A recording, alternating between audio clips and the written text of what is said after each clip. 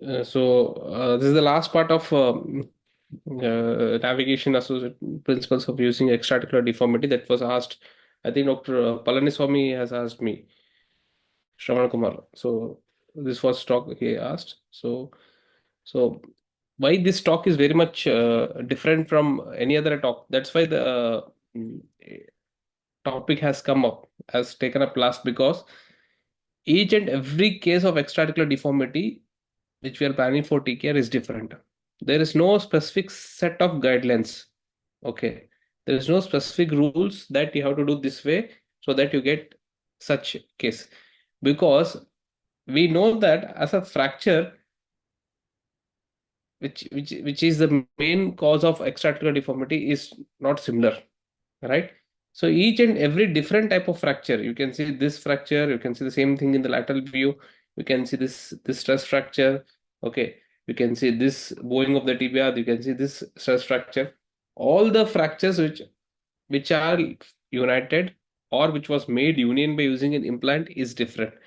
So performing TKR in these situations are very different, very difficult. Okay, and you cannot follow the like primary TKR. We cannot follow the same set of guidelines what we do. So that's why this case is very different. So what we learn here is the principles, but case to case soft tissue release, case to case bone cuts, case to case alignment. Okay, case to case the way we put the implants changes.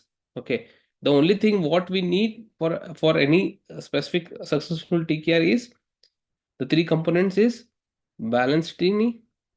Okay, balance, we want balancing should be right, we want alignment should be right, okay, and we want tracking should be right. Okay, patellar tracking should be right. So these are the main things which we aim for a TKR. Okay, so all these things, how do you get it, by what means you get it, is a different story. It's not like the primary TKR. See, in this case, how do you place an intramedullary jig in this femur? It is not possible to pass an intramedullary jig in this case. So we have to rely on something else. Okay, if you are planning for navigation also, how do you place the pins? Whole anatomy is disturbed here. Okay, so even navigation becomes very difficult. The knee registrations, these conditions are called as difficult knees, even for robots, even for navigation. Okay, because registering the first step of navigation, registration of data is only different here. Okay, so that's why it is very much different, difficult, and it depends upon case to case, and there's no specific set of guidelines. But there are few principles you need to follow. Whenever there is the guidelines are not following up, what we fall back onto the principles. Okay, what are the principles you should know? So whenever these conditions you see, there's are anticipatory problems you have to expect, and that problems, how do you solve it? Okay, so that's very important. And coming to why this is very challenging to perform TKR is, one is placement of intermediate jig is problematic. There's high chances of you placing the component in mal positions are very high. If we keep, for example, in this scenario, if we keep a femur component in external by using the reference points, you may end up causing mal tracking of patella. Okay, once there's a mal tracking of patella, or sometimes the balancing may not be proper, the insert gets worn off early. Early wear of insert poly will happen. All this will lead to what? Early failure. So that's why it's very important to understand why all these things are very important. Consider this case. Okay. So when you're planning for a distal femur cut, okay. Ideally, what we keep perpendicular to the mechanical axis. Okay. How do we keep it? That much amount of valgus correction angle we take. For example, in this case, about 7 degrees, usually about 5 degrees it will be there. We keep this much amount of distal femur cut. Look at this X-ray. If I take a distal femur cut somewhere here, okay, I'll be taking out the lateral epicondyle. If I take out the lateral epicondyle, how will I balance my knee? It's very difficult, right? It's very difficult. So conventional way of doing things are very difficult. few things you should remember. Okay, whether the deformity is arising intra-articular or extra-articular, you have to assess first. Here the deformity is intra-articular or extra-articular. Okay, that how do you take? How do you do that? Whether the deformity is okay, the deformity is intra-articular by taking a long film X-ray. This short X-ray will not help me in deciding whether the deformity is here or the deformity was here.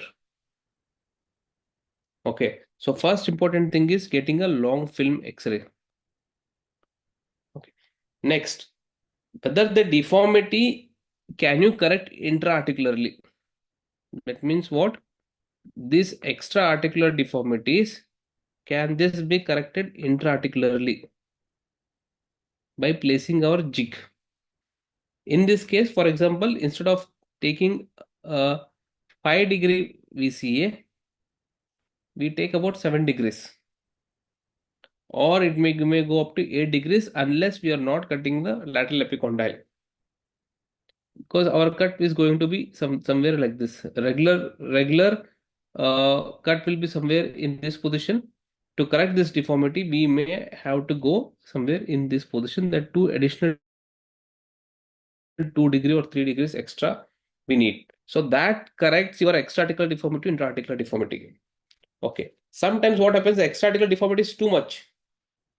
When the extra-articular deformity is too much, what we do, we have to do a staged corrective osteotomy. We first correct the distal femur, we make the limb straight, then we do TKR. Okay. Or else it can be done in same setting. So the principle says is intra-articular correction is possible, but how? With along with bone resection and extensive soft tissue release. As we said that sometimes the LCL might get cut off. Okay. Or what you can plan is staged or simultaneously corrective osteotomy. Okay. Where do you correct? We know by using calculating the cora. Okay, wherever that correction angle where the deformity extends. How do you do that? In this case, for example, we pass a longitudinal axis of that shaft, we pass a longitudinal axis of this, and wherever the point comes, we do a corrective osteotomy. Okay, this corrective osteotomy can be staged, okay, or simultaneous. The problem with the corrective osteotomy is staged or what you call simultaneously is stage. We can understand that the process of doing TKR is almost delayed by 1.5 years, because first the corrective osteotomy has to heal. Second, then we have to do for TKR. For the corrective osteotomy heal, we are at least require 1.5 years to 2 years for the fracture. That whatever osteotomy has to be done has to be gets united, okay, and gets consolidated and reformed, okay. But the problem then the simple solution is do simultaneously corrective osteotomy. But problem with simultaneously corrective osteotomy is chances of non-union, okay, chances of delayed union, or even chances of malunion are high. Because when we do a TKR, we want our knees to be mobilized. Okay, we want our knees to be mobilized.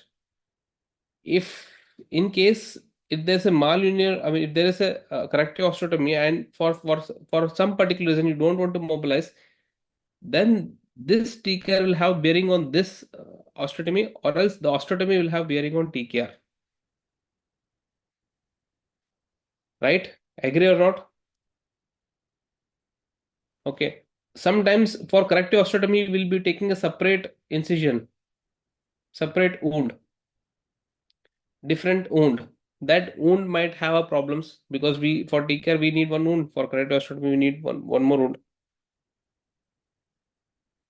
Knee mobilization, because of the pain, the osteotomy side, the knee mobilization may be delayed. So decreased ROM. If you don't mobilize the TKR within early, then there's a high chance that the knee may go for stiffness. Okay. All these things are associated with simultaneous corrective osteotomy.